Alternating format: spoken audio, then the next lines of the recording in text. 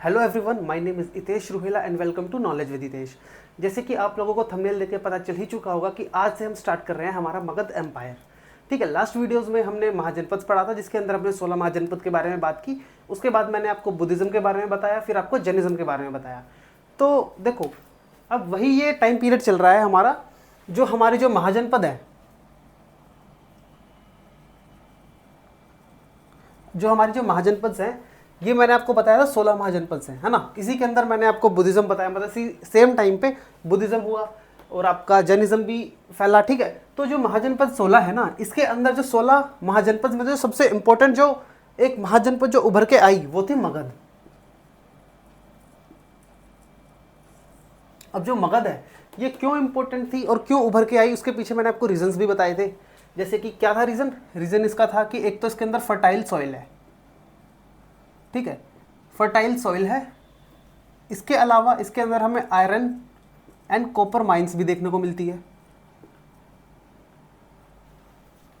जब soil fertile है तो इससे क्या होगा, इससे होगा एग्रीकल्चर के अंदर प्रोडक्टिविटी बढ़ेगी। जब एग्रीकल्चर के अंदर प्रोडक्टिविटी बढ़ेगी तो उससे जो रूलर है, जो राजा है वहाँ का, उसके पास ज़्यादा टैक्स आएगा।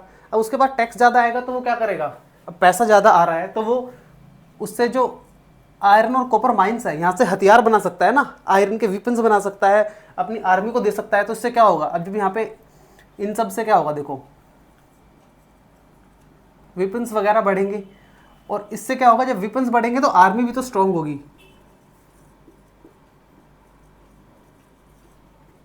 जब आर्मी स्ट्रांग होगी तो ये जो मगध है अपने आसपास के एरिया पे क्या करेगा, कैप्चर करेगा उनको, उनसे लड़ाई करेगा, अपना एरिया बढ़ाना चाहेगा ना।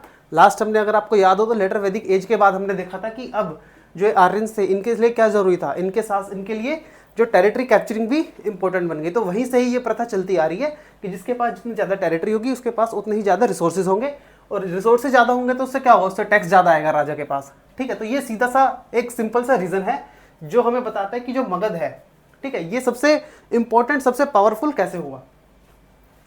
इसके अलावा एक चीज़ और आप याद रखना कि देखो जो मगध है ना, मगध के अंदर भी हम जो इसका जो मेन जो इसकी जो डायनेस्टी है जिसके पीछे, मगध के पीछे, वो है मौर्याज। ठीक है, मौर्याज के टाइम पे जो मगध एम्पायर है अपनी पीक पे था। लगभग पूरे जो हमारा इंडियन सबकॉन्टिनेंट है ना, वो उन्होंने कब्जा लिया था मौर्याज ने।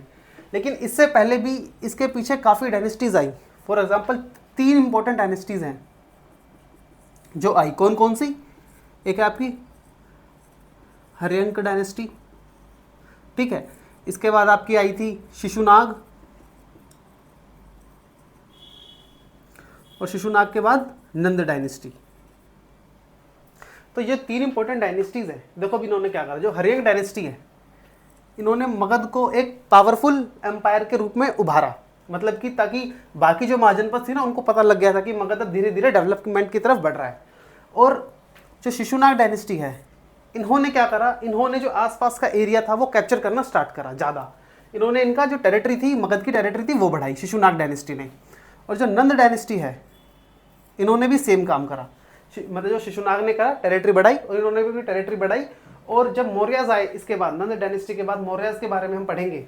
ठीक है, तो उन्होंने क्या करा, उन्होंने इसकी जो पूरा हमारा इंडिया है ना, ये पूरा इंडिया का लगभग ये वाला पार्ट देखोगे आप तो पूरा north India, central India, even कि साउथ इंडिया तक, हमारा नॉर्थ वेस्ट इंडिया से लेके ईस्ट इंडिया, आपका नॉर्थ वेस्ट, ईस्ट वेस्ट तो है ही, और लगभग सेंट्रल के साथ साथ साउथ इंडिया तक भी इन्होंने अपनी जो टेरिटरी थी वो कैप्चर कर ली थी।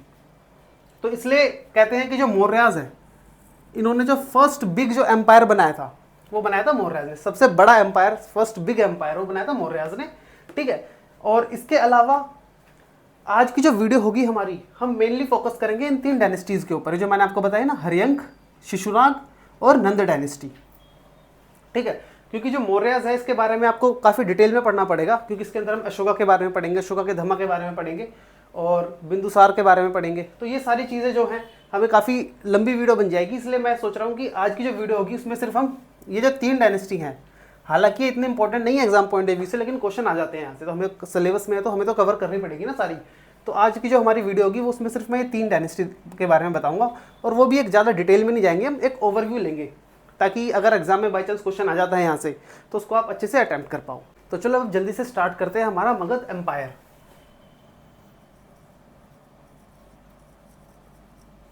मगध, ठीक है, मगध के बारे में पढ़ रहे हैं हम। तो सबसे पहले तो इंपॉर्टेंट रहता है इसके फाउंडर के बारे में। फाउंडर याद रखना, देखो फाउंडर है इनके, एक तो है आपका जारासंध और दूसरे हैं आपका बृहद्रथ।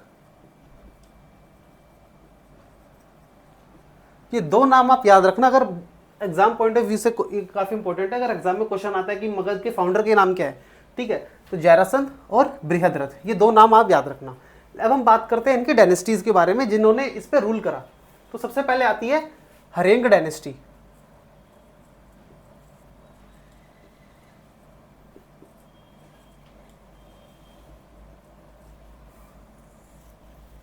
इसके अंदर देखो, अब जो हरेंग डायनेस्टी है ना, इसके अंदर मेनली 3 जो रूलर हैं जिनके बारे में हमें बात करनी है। एक है आपका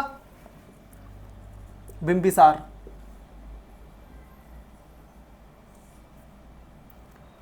बिंबिसार ले लो, ठीक है, बिंबिसार है।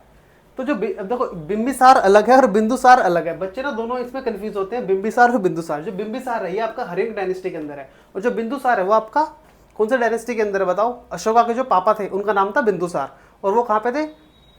वो मौर्याज में थे, याद रखना, ठीक है। और जो बिंबिसार है, अब देखो इसका जो टाइम पीरियड चलता है बिंबिसार का, ये चलता है 544 बीसी से 492 बीसी तक, ठीक है, ये चीज आप याद रखना। अब इनके टाइम पे, बिंबिसार के टाइम पे जो इसकी कैपिटल थी, अब जो मगध एम्पायर है, मैंने बताया था ना आपको, जब हमने महाजनपद पढ़ा था उनके टाइम पे कैपिटल भी थी इनकी। तो कैपिटल अब राजा बना रहा है अपनी कैपिटल प्रॉपर, तब जो इनकी कैपिटल थी मगध की कैपिटल बिंबिसार के टाइम पे ये थी राजगीर, राजगीर या फिर गिरिवराज। अब देखो ये भी एक इंपॉर्टेंट कारण बनता है मगध का, कि मगध की जो कैपिटल है ना वो राजगीर और गिरिवराज है। अब ये इसलिए इंपॉर्टेंट बन जाता है क्योंकि जो गिरिवराज है, राजगीर है, ये 5 साइड से ना, 5 तरफ से पहाड़ियों से घिरा हुआ है, मतलब कि जो हिल्स होती है पहाड़ियाँ उनसे घिरा हुआ है। तो बहुत ज़्यादा मुश्किल हो जाता है बाकी राज्यों के लिए, बाकी महाजनपद के लिए इसके ऊपर, इसकी कैपिटल के ऊपर अटैक करना। ऐसा कहते हैं मगध की कैपिटल के ऊपर आज तक कभी भी किसी ने अटैक नहीं कर पाया कोई भी, क्योंकि इसके पीछे देखो जैसे इनका ये वो है कैपिटल, अब इसकी पहाड़ियाँ हैं इसकी 5 तरफ, तो इस वजह से ये एक अच्छा रीज़न बन जाता है मगध का डेवलप होने में बाकी जो महाजनपद से कंपैरेटिवली, ठीक है। ये आप इसमें याद रखना, इसकी जो कैपिटल है वो राजगीर या फिर गिरिवराज। इसके अलावा आप याद रखना जो बिंबिसार थे, हमने बुद्धिज्म और जैनिज्म पढ़ा था ना, उसके अंदर हमने देखो बुद्धा एंड महावीर, बुद्धा और महावीर के बारे में जाना था, ये उनके ही कंटेम्पररी थे। कंटेम्पररी मतलब जैसे कि आज की डेट में हमारे कंटेम्पररी कौन है? नरेंद्र मोदी जी, राहुल गांधी जी, है ना, ये दोनों हमारे कंटेम्पररी है, मतलब कि जब हम हैं तो उसी टाइम पे ये दोनों भी हैं। तो सेम चीज़ है, जो बिंबिसार थे ना उसी टाइम पे बुद्धा भी थे और महावीर, जो वर्धमान महावीर हैं हमारे, ये भी थे। तो ये भी बहुत बार क्वेश्चन आ जाता है एग्जाम में कि बुद्धा और महावीर कौन थे। अब देखो एक ऐसे भी, एक ये भी चीज़ आप याद रखना, जो बिंबिसार थे ये बुद्धा जी से मिले थे जब इन्होंने को ज्ञान की प्राप्ति नहीं हुई थी, इनको एनलाइटमेंट नहीं मिला था, उससे पहले बिंबिसार से मिले थे। तो बहुत सी बार एग्जाम में क्वेश्चन आ जाता है कि कौन मिले थे, तो याद रखना बिंबिसार, और ऑप्शंस में बिंदुसार भी होगा, तो दोनों में कंफ्यूज मत होना कि बिंबिसार कौन है और बिंदुसार कौन है, ठीक है। ये भी आप इसके अंदर याद रखना। इसके अलावा अब जो बिंबिसार है इनको ना एक नाम से बुलाया जाता था, श्रेनिया। श्रेनिया मतलब SRENIA, इसलिए बुलाया जाता था क्योंकि ये फर्स्ट ऐसे किंग थे जिनके पास एक खुद की स्टैंडिंग आर्मी थी, इसीलिए इनको श्रेनिया के नाम से जाना जाता था। अब इन्होंने देखो अपना पॉलिटिकल स्ट्रक्चर, अपना पॉलिटिकल पोजीशन, पॉलिटिकल स्ट्रक्चर एक मतलब उसको मजबूत करने के लिए इन्होंने काफ़ी मैट्रिमोनियल अलायंस भी किए।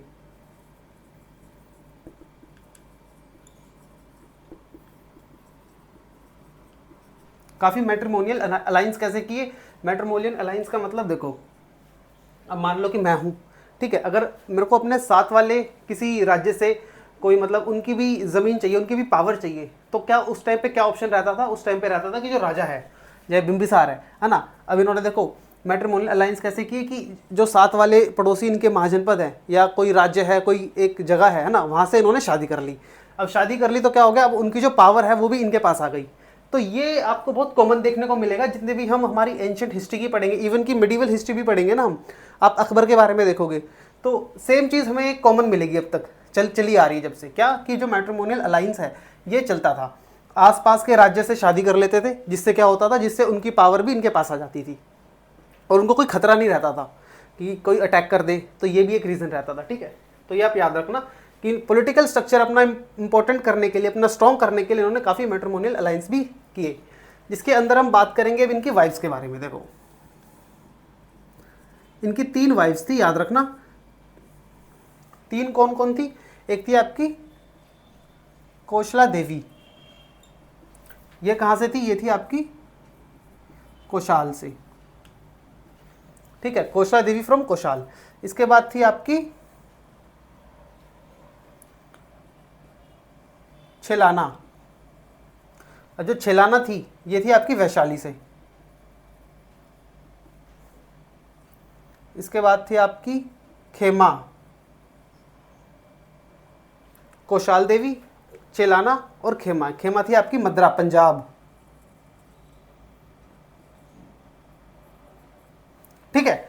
ये 3 इनकी वाइफ्स थी, जिसके अंदर इनके जो बेटे थे, अब जो हम जिनके अगले बारे में पढ़ेंगे उनका नाम है अजातशत्रु, और वो किसके बेटे थे, वो थे बिंबिसार और छेलाना के, जो वैशाली से थी।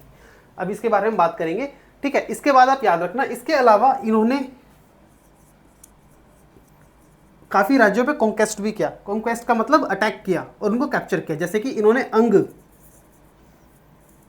कॉन्क्वेस्ट एंड एक्सपेंशन पॉलिसी से ही इनको अपने टेरिटरी में इंक्लूड किया था। अंग मैंने आपको बताया था ना, महाजनपद के अंदर हमने पढ़ा था अंग किसमें, अंग के जो थे कर्ण जो थे हमारे, वो अंग के राजा थे, है ना, तो वही वाला अंग है। इसके अलावा आप याद रखना, अंग हो गया, कॉन्क्वेस्ट हो गया। अब इनका जो बेटा है, मैंने आपको भी नाम बताया, इनका जो बेटा था अजातशत्रु, है ना, इनका बेटा था अजातशत्रु। उन्होंने जब ये बूढ़े हो गए थे, अजातशत्रु ने इनको जेल में डाल दिया और वहीं पे ही इनकी डेथ हो जाती है। अब अजातशत्रु है, इसको भी चाहिए पावर, चाहिए इसको भी, इसके पास अब पावर है नहीं। अब ये बोल रहा है कि भाई मेरे पापा काफ़ी बूढ़े हो गए, काफ़ी अभी भी तक बैठे हुए हैं, अभी भी गद्दी दे रहे हैं, मुझे नहीं दे रहे पावर। तो भाई अब इस अजातशत्रु ने अपने जो सैनिक वगैरह हैं, इनके जो मिनिस्टर्स वगैरह हैं, काफ़ी उनके साथ मिल के अपने पापा को जेल में डाल दिया और वहीं पे ही इनकी डेथ हो जाती है, ठीक है। अब जो नेक्स्ट जो इम्पोर्टेंट जो वो बनते हैं, जो रूलर बनते हैं, जो मगध के जो हरिंग डायनेस्टी में जो अगले जो रूलर बनते हैं, किंग बनते हैं, वो है अजातशत्रु। तो अब हम पढ़ेंगे अजातशत्रु के बारे में। देखो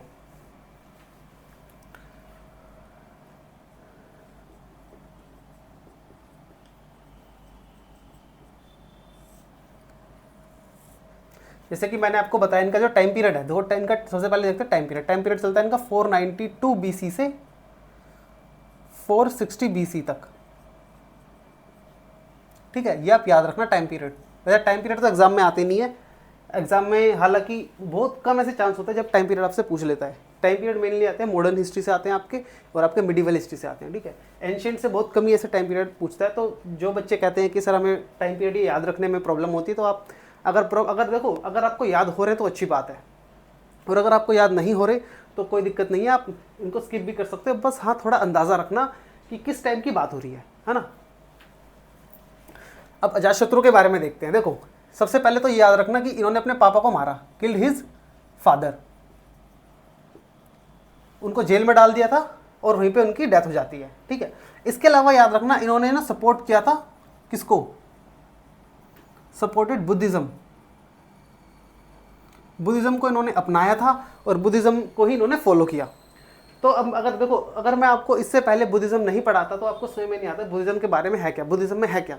अब मैंने आपको इसीलिए बुद्धिज्म पहले करा दिया, जैनिज्म पहले करा दिया, ताकि आप लोगों को पता चले कि इन बुद्धिज्म ये जो रिलीजन है इसकी आइडियोलॉजी क्या है।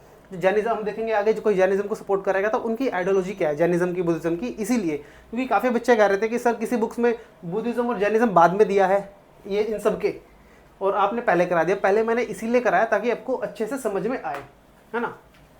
तो सपोर्टेड बुद्धिज्म, और इसके बाद आप याद रखना कि इन्होंने एक बहुत इंपॉर्टेंट भी काम किया, फर्स्ट बुद्धिस्ट काउंसिल को ऑर्गेनाइज किया। देखो ये मैंने आपको पहले भी बताया था कि जो फर्स्ट बुद्धिस्ट काउंसिल, जब हमने बुद्धिज्म पढ़ा था उसमें, कि फर्स्ट बुद्धिस्ट काउंसिल को अजातशत्रु ने ऑर्गेनाइज किया था। और कब किया था? 483, अरे ऊपर लिख दिया पहाड़ पे, 483 BCE के अंदर इन्होंने बुद्धिज्म की फर्स्ट काउंसिल को ऑर्गेनाइज किया, तुरंत जब बुद्धा की डेथ हुई थी उसके बाद। तो ये भी इंपॉर्टेंट हो जाता है, याद रखना। इसके अलावा इन्होंने काफ़ी वॉर्स भी लड़ी। अब इनकी वॉर्स भी इंपॉर्टेंट हो जाती हैं, जैसे कि कोशाला, ये था ना, देखो हमने यहाँ पे पढ़ा था बिंबिसार में इनकी जो वाइफ थी कहाँ गई, कोशाला देवी, कोशाल की थी, तो उनसे भी इन्होंने वॉर लड़ी। इसके अलावा इन्होंने अपने इनकी जो मम्मी थी छेलाना, उनका जो वो था घर, वैशाली की थी ना, तो वैशाली से भी इन्होंने वॉर लड़ी। मतलब कि अपने मामाओं से इन्होंने वॉर लड़ी। तो कोशाल और वैशाली, हालांकि इनको पता था कि इनकी मम्मी ने मना भी किया था इनको नहीं वैशाली, लेकिन उसके बावजूद भी इन्होंने इससे वैशाली से युद्ध किया। और इनको लगभग लगा लो 16 साल लगे, 16 years to capture these states, है ना। ये स्टेट्स का मतलब महाजनपद, ये आज के स्टेट नहीं है, स्टेट्स का मतलब है महाजनपद, ये जो इनका है ना, जो कोशाल और वैशाली, इनको कैप्चर करने में, इनसे लड़ाई करने में, पूरी तरह से कैप्चर करने में इनको लगभग 16 साल का टाइम लगा था। इसके अलावा आप देखो, इन्होंने अपने बाप को जेल में डाला और वहीं पे उनकी डेथ हो जाती है ना।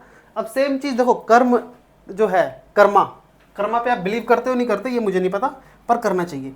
अब जो इन्होंने अपने पापा के साथ करा वही इनके साथ हुआ। इनके जो बेटे थे उदयन या फिर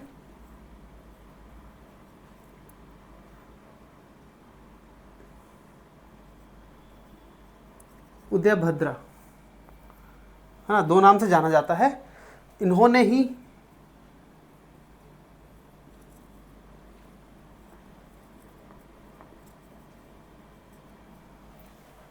इनके बेटे ने ही अजातशत्रु को मार के गद्दी पे बैठ गए।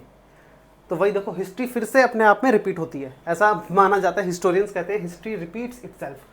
तो वही, अब अजातशत्रु ने अपने बाप को जेल में डाला, मार दिया, और इनके बेटे ने, उदयन ने, अजातशत्रु को ही मार दिया और गद्दी के ऊपर बैठ गए। तो अब हम बात करेंगे उदयन के बारे में। अब देखो, अब हम बात करते हैं उदयन के बारे में, ठीक है। अब देखो, इसका जो टाइम पीरियड है उदयन का, वो चलता है 460 से 444 BC तक, ठीक है। हमने पढ़ा था लास्ट में अजातशत्रु के बेटे हैं ये उदयन।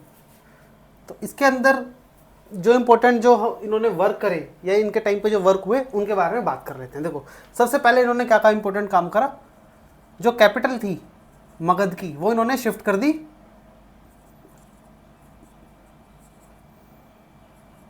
पहले कहाँ थी, पहले थी राजगीर या फिर गिरिवराज, मैंने बताया आपको।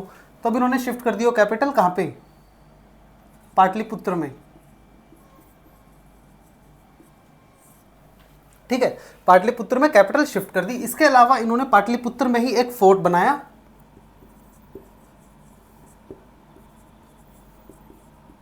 Built Pataliputra fort. कहां पे बनाया था, जहां पे गंगा और सोन नदी मिलती हैं। अगर आप पाटलिपुत्र जाओगे, बिहार जाओगे, पाटलिपुत्र आज का पटना है, पटना का पुराना नाम पाटलिपुत्र है, ठीक है। पाटलिपुत्र से ही नाम आया पटना। तो वही, अगर आप पाटलिपुत्र या पटना जाओगे ना, तो आपको देखोगे आज जो पाटलिपुत्र फोर्ट है वो कहाँ पे है, गंगा और सोन नदी जहाँ पे मिलती है उस एरिया के आसपास इन्होंने पाटलिपुत्र में फोर्ट बनाया। इसके अलावा अब ये इनके टाइम पे आप जो याद रखने की जो इंपॉर्टेंट जो चीज़ें हैं वो यही है। इसके अलावा आप याद रखना जो उदयन है, ठीक है, ये भी अपने बेटे के द्वारा मारे जाते हैं, किल्ड बाय हिज,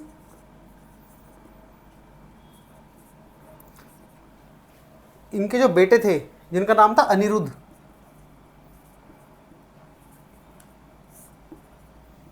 उनके द्वारा इनकी डेथ हो जाती है। इनके बेटे ही इनको मार देते हैं गद्दी के लिए। और ऐसे ही जो हरियांग डायनेस्टी है इसके बाद इनका डाउनफॉल हो जाता है स्टार्ट, और एक के बाद एक इनके जो बेटे हैं, मतलब जैसे कि अनिरुद्ध आता है, फिर इनके बेटे आते हैं मांडा, वो इनको मार देते हैं। तो ऐसे ही चलता रहता है हरियांग डायनेस्टी में। अब जैसे कि अनिरुद्ध के बाद कौन आते हैं, मांडा, ठीक है। ऐसे ही उनकी भी डेथ उनके बेटे के द्वारा हो जाती है नाग दशक के नाम से। इनका नाम था नाग दशक। और जो लास्ट रूलर थे इनके हरियांग डायनेस्टी के, उनका नाम था नाग दशक। अब इनके साथ क्या होता है,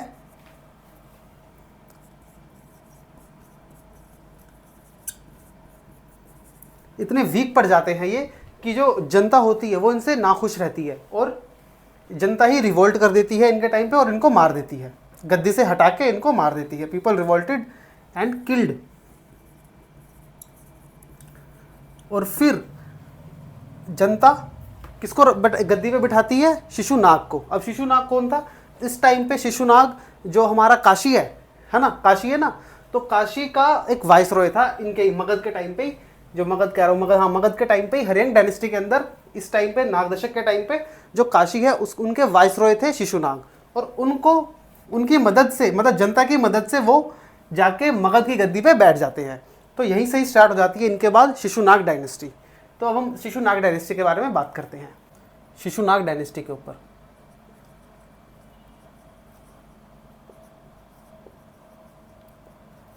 ठीक है, अब देखो जो शिशुनाग डायनेस्टी है इसके अंदर भी तो सबसे पहले इंपॉर्टेंट जो रूलर हैं वही शिशुनाग ही हैं। रूलर के नाम के ऊपर ही डायनेस्टी का नाम रखा हुआ है शिशुनाग। अब देखो जो शिशुनाग डायनेस्टी है इसका टाइम पीरियड चलता है 413 से 345 BC तक। और जो शिशुनाग हैं इनका टाइम पीरियड चलता है 413 से 395 BC तक, ठीक है। अब देखो इसके अंदर जो इम्पोर्टेंट जो इन्होंने काम किए उनके बारे में बात करेंगे। जैसे कि मैंने आपको भी बताया कि मगध की गद्दी पे बैठने से पहले ये काशी के वाइसरॉय थे। मतलब कि देखो अब क्या होता है, अब सपोज कितना बड़ा हमारा जो एम्पायर है, मगध एम्पायर है ना, अब राजा एक जगह तो रूल नहीं कर सकता ना, एक जगह से पूरे इसको एम्पायर को नहीं संभाल सकता, तो उसने कुछ अपने मिनिस्टर्स, कुछ अपने वाइसरॉय भेजे होते हैं इधर उधर, ताकि वो उनको अच्छे से रूल कर सके, जिनको गवर्नर्स कहते हैं, गवर्नर्स भेज रखे होते हैं इन्होंने, ताकि अब अच्छे से उनको ध्यान रख सके हर एक टेरिटरी को। तो सेम चीज़ थी। तो ये शिशुनाग ही थे काशी के viceroy, viceroy of Kashi. Kashi आपका वही बनारस वाला काशी है, ठीक है। और अर्लियर मतलब पहले। इनके अलावा इन्होंने देखो कैपिटल भी शिफ्ट करी,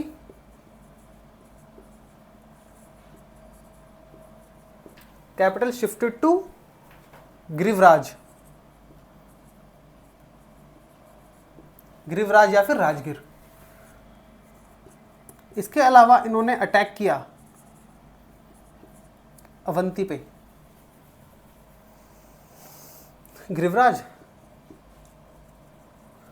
अवंती पे अटैक किया और उसको कैप्चर किया, जिससे क्या हुआ, इनकी जो 100 साल पुरानी राइवलरी थी वो खत्म हो गई।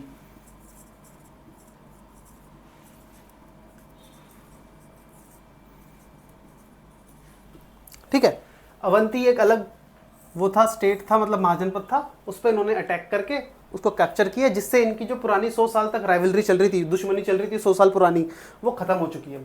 तो ये बहुत ज़्यादा इंपॉर्टेंट हो जाता है ये पॉइंट, इसके अंदर मतलब क्वेश्चन आने के ज़्यादा चांसेस रह जाते हैं कि अवंती के ऊपर अटैक करके 100 साल पुरानी राइवलरी किसने एंड की, तो शिशुनाग ने की थी। ठीक है, ये भी इसमें आप याद रखना। इसके अलावा इन्होंने वत्स्य, वत्स्य के अलावा आपका और अवंती हो गया, वत्स्य हो गया, कोशाल, वत्स्य, कोशाल और आपका और भी इसमें आपका देखो, इसके अलावा इन्होंने वत्स्य, अब देखो इसके अलावा इन्होंने वत्स्य एंड कौशाल पे भी अटैक करके एंड कैप्चर्ड, और उनको भी अपनी टेरिटरी में इंक्लूड किया, अपनी टेरिटरी को बढ़ा दिया। और फिर फाइनली इन्होंने जो कैपिटल है शिफ्ट करी, final capital shifted to Vaishali. अब आप देखोगे ना आगे जो रूलर्स आएंगे वो यही खेल रहे हैं, कैपिटल शिफ्ट कर रहे हैं इधर से उधर, इधर से उधर, इधर से उधर। ठीक है, इतना इनके बारे में आपको पता होना चाहिए, शिशुनाग के बारे में। ये हम शिशुनाग डायनेस्टी पढ़ रहे हैं। इसके अलावा बात करते हैं कालाशोक के, जो उनके बेटे हैं वो रूलर बनते हैं, उनके बारे में बात करते हैं। कालाशोक, अगर आपको याद हो तो देखो कालाशोक भी नाम सुना सुना सा लग रहा है, हमने कहाँ सुना था, जो सेकंड बुद्धिस्ट काउंसिल है वो इन्होंने ऑर्गेनाइज कराई थी। ठीक है, कालाशोक ने, तो ये भी याद रखना। इसके अंदर देखो, इनके अंदर जानने के लिए तो सबसे पहले आपको ये पता होना चाहिए कि किसके बेटे हैं, सन ऑफ शिशुनाग। ठीक है, इसके अलावा आल्सो नोन एज काकावर्ण, इनको काकावर्ण के नाम से भी जाना जाता है, ये भी आप इसमें याद रखना। अब देखो इन्होंने भी कैपिटल शिफ्ट की थी इनके पापा ने, तो कह रहे मैं कैसे पीछे रह जाऊं, मैं भी कैपिटल शिफ्ट करूंगा। Shifted capital to Pataliputra.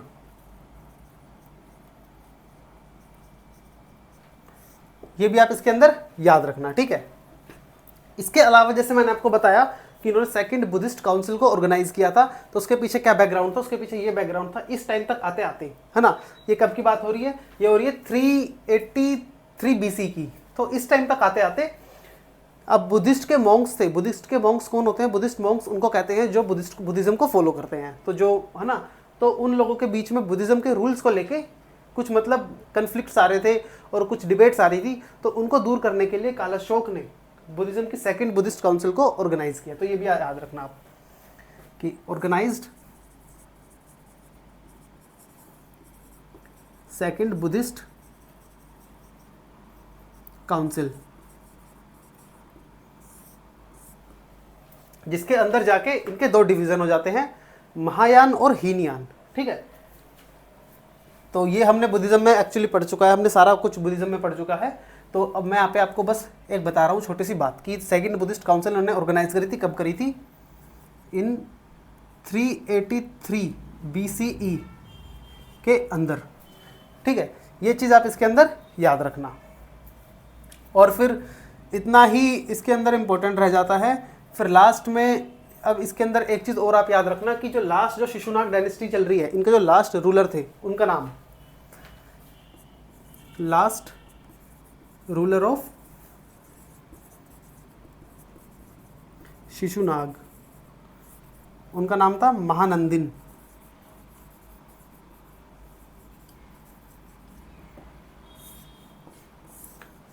हालांकि इंपॉर्टेंट नहीं है पर फिर भी मैंने आपको बता दिया। एक अगर बाई चांस से भी, बाई चांस, पहली बात तो देखो यहाँ से क्वेश्चन आने वाला ही नहीं है। एंशिएंट हिस्ट्री के अंदर इससे काफ़ी इंपॉर्टेंट टॉपिक्स है, तो बिल्कुल भी इंपॉर्टेंट नहीं है, लेकिन फिर भी हमारे सिलेबस में तो पढ़ना पड़ेगा। देखो एंशिएंट हिस्ट्री अगर आप कभी भी जाओ एग्जाम में, तो आपको बता देता हूँ। सबसे पहले आप एक तो आप इंडस वैली सिविलाइजेशन पढ़ के जाना। ठीक है, उसके बाद आप वैदिक एज, फिर सबसे इंपॉर्टेंट हो जाता है बुद्धिज़्म। जैनिज्म से भी ज़्यादा इंपॉर्टेंट बुद्धिज़्म है। ठीक है, और इसके बाद फिर जैनिज्म, इधर ले देता हूँ जैनिज्म, है ना। फिर आपका मगध एम्पायर, और अगर मगध से भी क्वेश्चन आते हैं तो इनसे बहुत कम चांसेस बनते हैं, हालांकि आ सकते हैं इनसे भी क्वेश्चन, लेकिन बहुत कम चांसेस बनते हैं। ज़्यादा चांस कहाँ से बनते हैं, मौर्य से, अशोका से। तो ठीक है, मगध एम्पायर में अशोका के बारे में ज़्यादा पढ़ के जाना। इसके बाद फिर आप गुप्ता एम्पायर के बारे में पढ़ के जाना। तो ये जो कुछ कुछ ऐसे टॉपिक्स हैं एंशिएंट हिस्ट्री के, जिनको आपको बहुत अच्छे से एक एक वर्ड जो मैंने पढ़ा है ना, एक एक वर्ड यहाँ से बहुत इंपॉर्टेंट हो जाता है, पढ़ के जाना। तो ये पढ़ के जाना। ठीक है, इसी के साथ हमारी जो शिशुनाग डायनेस्टी है ये भी खत्म हो जाती है। अब हम बात करते हैं नंद डायनेस्टी के बारे में। हालांकि इसके जो लास्ट रूलर थे शिशुनाग के, वो थे महानंदिन। ये भी आप नाम याद रखना, ठीक है। चलो अब हम आगे बात करते हैं नंद डायनेस्टी के बारे में।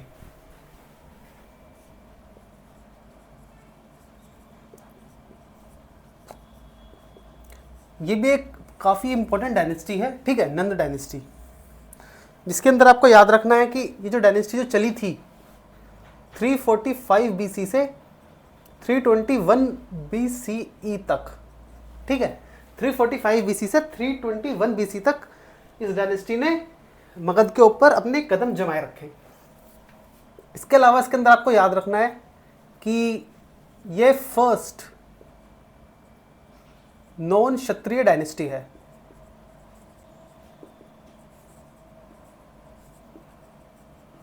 मतलब कि इससे पहले जितनी भी डायनेस्टीज आई या जितने भी जो रूलर्स आए वो सारे के सारे क्षत्रिय डायनेस्टी के थे, मतलब क्षत्रिय वर्ण के थे। हमने वर्ण पढ़े थे ना, 4 वर्ण वैदिक एज में, कौन कौन से थे? ब्राह्मण, क्षत्रिय, वैश्य, शूद्र। तो ऐसा माना जाता है, जो हमारे वेद में भी लिखा है कि जो रूलर होगा, है ना, वो कौन से वर्ण का होना चाहिए? क्षत्रिय का ही। तो यहाँ से ये प्रथा चेंज हो जाती है। अब देखो, आपको अभी तक जितने भी रूलर मिले हैं वो सारे क्षत्रिय मिले हैं, लेकिन यहाँ से ये पहली ऐसी नॉन क्षत्रिय डायनेस्टी है। मतलब कि ये कौन थे? ये इसको हम शूद्र डायनेस्टी भी कहते हैं।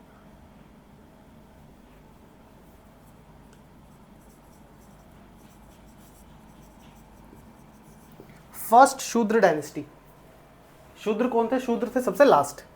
तो वर्ण सिस्टम में सबसे लास्ट आते हैं, ठीक है। उस टाइम पे काफ़ी इनको मतलब दबा के रखा गया, काफ़ी जुल्म वगैरह भी हुए। तो ऐसा माना जाता है कि ये भी उनका उन्होंने भी एक रिवोल्ट टाइप करा। तो जो महापद्मनंद, जो इनके जो नंद डायनेस्टी के जो फाउंडर हैं, उनका नाम क्या है? महापद्मनंद, ठीक है। महापद्मनंद, इसलिए नंदा डायनेस्टी है, नंद। तो इन्होंने जाके जो मगध है उसको कैप्चर कर लेते हैं, उसके ऊपर रूल करते हैं। अब हम बात करेंगे महापद्मनंद के बारे में। देखो, इनको first historical emperor of India भी कहा जाता है। First historical emperor of India. लेकिन इसमें एक चीज़ नोट करने की है, मैंने बोला फर्स्ट हिस्टोरिकल एम्परर। अगर आ जाए फर्स्ट एम्परर ऑफ इंडिया तो वो किसको कहा जाएगा? वो कहा जाएगा, चलो आप इसका जो आंसर है ना फर्स्ट एम्परर ऑफ इंडिया, इसका आंसर आप मुझे कमेंट सेक्शन में बताना, ठीक है। और इतना मैं आपको बताता हूँ, मगध से ही रिलेटेड है वो। मगध ये हम मगध ही तो रहे हैं, मगध से ही रिलेटेड है, ठीक है। तो फर्स्ट एम्परर ऑफ इंडिया का आंसर आपको मुझे कमेंट सेक्शन में देना है। और जो ये महापद्मनंद है, इनको कहा जाता था first historical emperor of India, ठीक है। इसके अलावा इसके अंदर याद रखने की बात है, मैंने आपको बताया शूद्र डायनेस्टी, तो ये शूद्र थे, ये इनके फाउंडर ही हैं महापद्मनंद, ठीक है। ये हैं शूद्र, एक शूद्र थे। हालांकि ये जो है ये काफ़ी डिबेटेबल है। ये जो अगर आप बुद्धिस्ट टेक्स्ट देखोगे, मतलब बुद्धिज्म से रिलेटेड जो ओल्ड एंशियंट टेक्स्ट है हमारे, उसके अंदर लिखा हुआ है कि ये शूद्र थे। हालांकि जैनिज्म के अंदर कुछ और लिखा मिलता है हमें। तो अब जो मैं आपको बता रहा हूँ, ये बुद्धिज्म से रिलेटेड जो टेक्स्ट है उन्हीं के अकॉर्डिंग बता रहा हूँ कि जो शूद्र ही। हालांकि एग्जाम पॉइंट ऑफ व्यू से भी आपको ये जो आंसर है इसका ये सही हो जाता है, ठीक है। इसके अलावा इनको इकरात के नाम से भी जाना जाता था। ये इनको टाइटल मिला था इकरात। इकरात का मतलब क्या है? Destroyer of all Kshatriya rulers. बाकी के जितने भी क्षत्रिय रूलर्स हैं ना, उनको खत्म करने वाला, उनको डिस्ट्रॉय करने वाला, इकरात इनको बोला जाता था, ठीक है। इसके अलावा आप याद रखना कि कोशाल के साथ साथ कुरु, कोशाल हो गया आपका, कुरु हो गया, इसके साथ आपका पंचाल हो गया, ठीक है। पंचाल के साथ आपका हो गया सूरसेन, सूरसेन के बाद आपका हो गया अश्मक और एक्सेट्रा। ये जितने भी ये महाजनपद हैं, दिख रहे हैं आपको, ये महाजनपद के ऊपर महापद्मनंद ने अटैक करा। अटैक्ड एंड कैप्चर्ड, अटैक करके उनको अपनी टेरिटरी के अंदर इंक्लूड कर लिया, जिससे क्या हुआ, जिससे ये हुआ कि इनकी टेरिटरी बढ़ी। अब देखो एम्परर हम ऐसे ही किसी के भी नाम के आगे एम्परर नहीं लगा सकते। अब एक होता है रूलर और एक होता है एम्परर, दोनों में काफ़ी डिफरेंस होता है। जो रूलर होता है ना उसकी टेरिटरी बहुत छोटी होती है। फॉर एग्जांपल एक रूलर है, उसकी दिल्ली कितनी है, छोटी सी तो दिल्ली है, दिल्ली जितनी उसकी एक टेरिटरी होगी रूलर की। ज़्यादा से ज़्यादा एक स्टेट मान लो, यूपी ले लो। हाँ, हालांकि यूपी काफ़ी बड़ा है, लेकिन जो यूपी है ना, इसको हम एक रूलर के, अगर यूपी का जो किंग होगा उसको हम रूलर कहेंगे, उसको एम्परर नहीं। एम्परर जो होता है वो होता है बहुत बड़ा। फॉर एग्जांपल जिसके अंदर एक पूरी कंट्री आ जाए, इंडिया जितनी बड़ी कंट्री आ जाए, या फिर इस इंडिया से भी 3-4 कंट्रीज और मिला के आ जाए, है ना, मिनिमम इतना तो होना चाहिए। एक इंडिया के जितना बड़ा एरिया अगर वो रूल कर रहा है उसके ऊपर, तो उसको हम एम्परर कहेंगे, रूलर नहीं कहेंगे। तो दोनों के अंदर यही डिफरेंस होता है। एक होता है जैसे ये जो रूलर है ना, इसकी जो टेरिटरी है उसको हम कहते हैं किंगडम। एम्परर है, उसकी टेरिटरी को क्या कहेंगे, एम्पायर। तो ये बेसिक डिफरेंस है, ये पता होनी चाहिए आपको। ये हो गया। इसके बाद हमने कुशाल, कुरु, पंचाल, सूरसेन, अशमक एक्सेट्रा, इनके ऊपर इन्होंने अटैक करके उसको कैप्चर किया। इसके अलावा इनके पास एक बहुत strong, powerful and large army थी, जिसकी वजह से इनको एक टर्म दिया गया उग्रसेन। तो ये टर्म भी याद रखना। फर्स्ट टाइम जो उग्रसेन टर्म है ये किसके लिए यूज हुआ था, महापद्मनंद के बारे में। और ऐसा ही एकरात, एकरात का मतलब destroyer of all Kshatriya rulers. ठीक है, ये जो 2 टर्म है ये याद रखना महापद्मनंद के बारे में। अब इसके आगे देखते हैं हम, इधर लिख देता हूं मैं, हम महापद्मनंद के बारे में ही पढ़ रहे हैं, वो मैं इधर लिख देता हूँ, नीचे जगह नहीं है। देखो इनके टाइम पे जो ट्रेड एंड कॉमर्स है ना, ट्रेड एंड कॉमर्स भी काफी डेवलप्ड हुआ। ट्रेड एंड कॉमर्स काफ़ी डेवलप्ड हुआ, जिससे क्या होगा, अगर किसी भी आप देखोगे स्टेट के अंदर इकोनॉमी अगर किसी की अच्छी बढ़ेगी, ट्रेड एंड कॉमर्स से क्या होगा, इकोनॉमी बढ़ेगी, है ना। और इकोनॉमी बढ़ेगा तो उतना ही वो ज़्यादा डेवलपमेंट की तरफ आगे बढ़ेगा। तो सेम चीज़ है, अर्बनाइजेशन की भी स्टार्टिंग हो चुकी थी। अर्बनाइजेशन की भी स्टार्टिंग हो चुकी थी। अर्बनाइजेशन मतलब शहरीकरण। एक होता है रूरल सेक्टर, एक होता है अर्बन सेक्टर। तो अर्बनाइजेशन मतलब कि अच्छे अच्छे मकान, अच्छी अच्छी ऊंची ऊंची बिल्डिंग, दीवारें, ये सारी चीज़ें एक तरह से हम देखते हैं ना अर्बनाइजेशन। इंफ्रास्ट्रक्चर और आपका ट्रेड एंड कॉमर्स बढ़ रहा है, तो इसका मतलब है अर्बनाइजेशन भी आपका मतलब धीरे धीरे बढ़ रहा है, डेवलपमेंट हो रहा है। अर्बनाइजेशन हो गया। इसके साथ साथ इन्होंने काफ़ी कैनाल्स वगैरह भी बनवाए। कैनाल्स क्या होते हैं, कैनाल्स होते हैं आपको जो, जैसे कि फॉर एग्जाम्पल ये मान लो कोई रिवर जा रही है, ठीक है, और यहाँ पे जो आसपास के जो लोग खेत जो इस रिवर के आसपास के जो लोगों के पास खेत है, वो तो उनको डायरेक्टली पानी मिल रहा है। लेकिन अब जो रिवर है इससे ना ये कैनाल बना देंगे, रास्ता बना देंगे, ताकि ये जो खेत हैं, जो दूर खेत हैं, उनके पास भी ये पानी, रिवर का पानी जा सके। तो ये होते हैं कैनाल्स। कैनाल्स वगैरह बनाए, जिसके वजह से क्या हुआ, कैनाल्स बिल्ट, जिसकी वजह से क्या हुआ, एग्रीकल्चर भी अच्छा हुआ और एग्रीकल्चरल प्रोडक्टिविटी भी इंक्रीज हुई।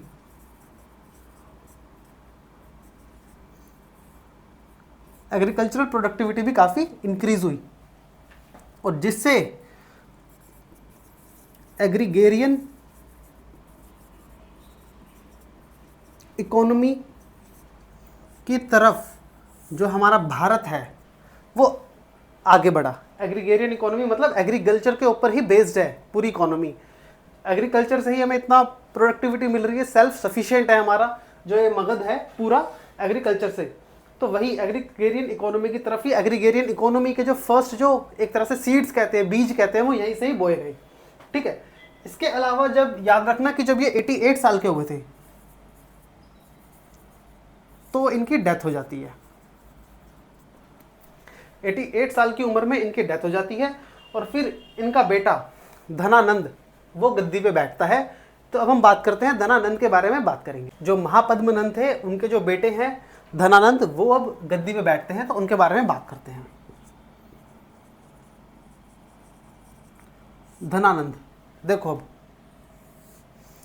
आपको ये पता होना चाहिए, इनके जो फादर थे महापद्मनंद, है ना, उन्होंने काफ़ी डेवलपमेंट वगैरह करी, काफ़ी मतलब आपने देखा जितने भी आसपास के जो राज्य थे उनको कैप्चर करके अपना जो एम्पायर है, अपना जो एक तरह से मगध है, उसकी जो टेरिटरी है उसको इंक्रीज करा, है ना। तो इनको जो भी ये जो कुछ मिला है ये सब कुछ इनको ऐसे ही मिला है, मतलब ज़्यादा इनको कुछ सेक्रीफाइस वगैरह नहीं करना पड़ा, ज़्यादा इनको कुछ मतलब स्ट्रगल नहीं करनी पड़ी ये सब पाने के लिए। तो ये बहुत कॉमन है, आपको पता भी होगा कि अगर किसी को ऐसे ही मिल जाता है सब कुछ तो बहुत ज़्यादा ग्रीडी, लालची, मतलब ऐसे रिलैक्स ऐसे रहता है। तो सेम चीज़ है, जो धनानंद थे ना ये भी काफ़ी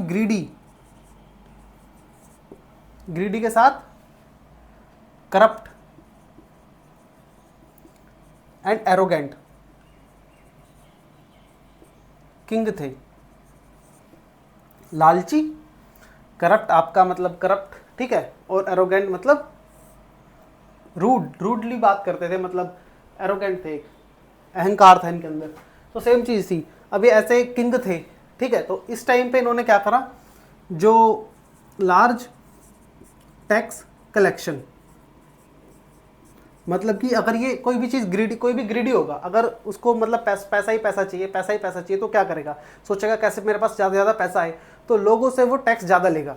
अब वो लार्ज टैक्स कलेक्शन इतना लार्ज कर लेता था कि जो लोग थे उनसे दो तरीके से टैक्स लेता था। एक आपका हो गया कैश की फॉर्म में, दूसरा हो गया आपका प्रोड्यूस की फॉर्म में, जिसको कहते थे 1/6 ऑफ प्रोड्यूस,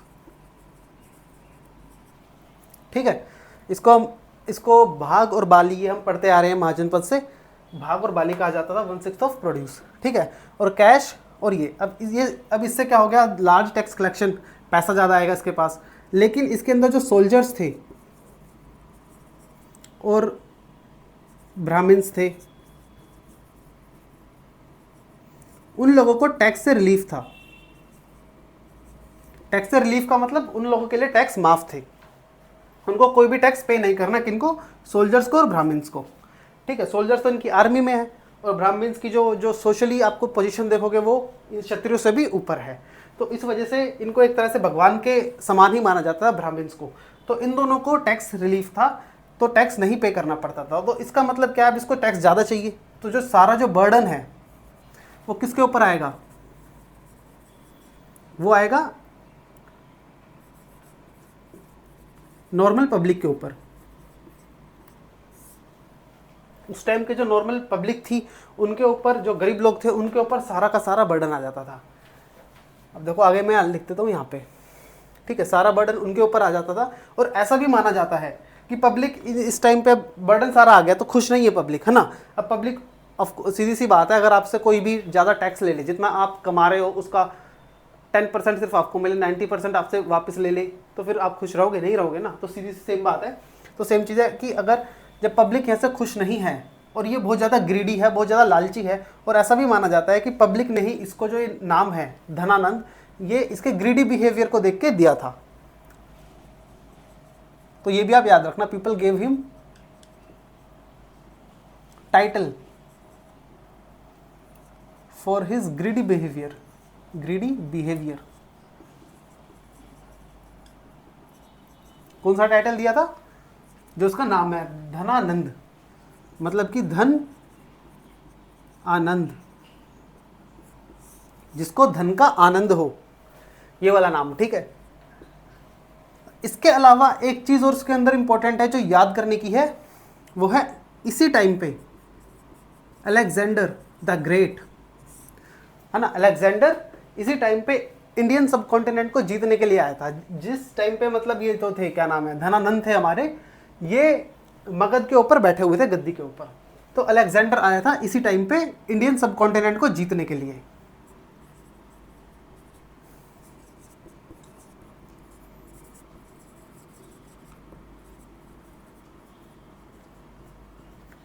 इंडियन सब कॉन्टिनेंट, ठीक है। तो क्या होता है कि चाणक्य कौन थे उस टाइम पे, तक्षशिला के स्कॉलर थे।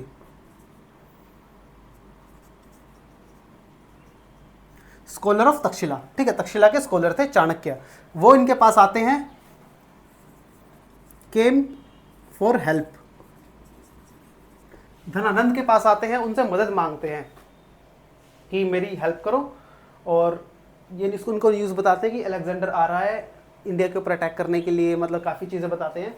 पर जो धनानंद है ना, वो इनकी हेल्प करने से मना कर देते हैं और इनकी बेइज्जती भी करते हैं। तो आप ऐसे याद रखो, दो came for help,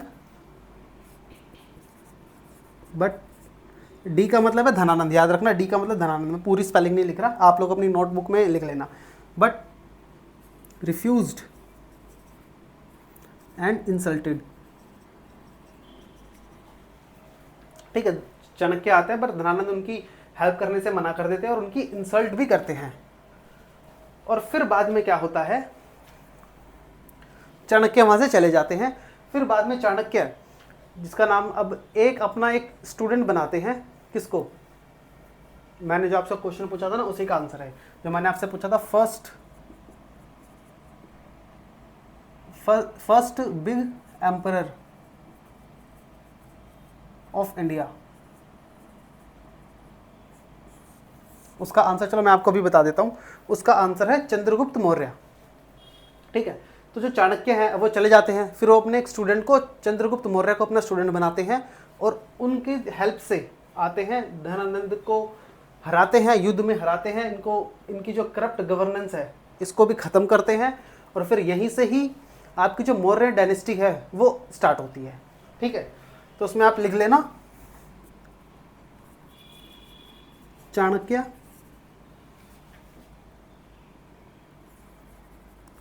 came with Chandragupta Maurya, Chandragupta Maurya, CM लिख रहा हूं मैं, सीएम का मतलब चीफ मिनिस्टर मत लिख लेना इसके अंदर, इसका मतलब है चंद्रगुप्त मौर्य, ठीक है। इनके साथ आते हैं एंड किल्ड धनानंद। तो ये आप याद रखना कि चाणक्य जो हैं, जो कि कौन थे, तक्षशिला के स्कॉलर थे। तक्षशिला एक यूनिवर्सिटी है ना, एंशिएंट यूनिवर्सिटी है तक्षशिला। जो चाणक्य हैं वो आते हैं चंद्रगुप्त मौर्य के साथ और धनानंद को और उनकी जो करप्ट गवर्नेंस है उसको ख़त्म कर देते हैं। और फिर यहीं से स्टार्ट होती है हमारी मौर्य डायनेस्टी। तो जो नेक्स्ट वीडियो में ना, हम ये वीडियो में यहीं तक ही पढ़ने के लिए है। अब जो नेक्स्ट वीडियो आएगी हमारी, उसके अंदर हम मौर्य डायनेस्टी के बारे में बात करेंगे। तो अगर आपको ये वीडियो इन्फॉर्मेटिव लगी तो चैनल को सब्सक्राइब करो, इस वीडियो को लाइक करो। मैं मिलता हूँ आपसे नेक्स्ट वीडियो में।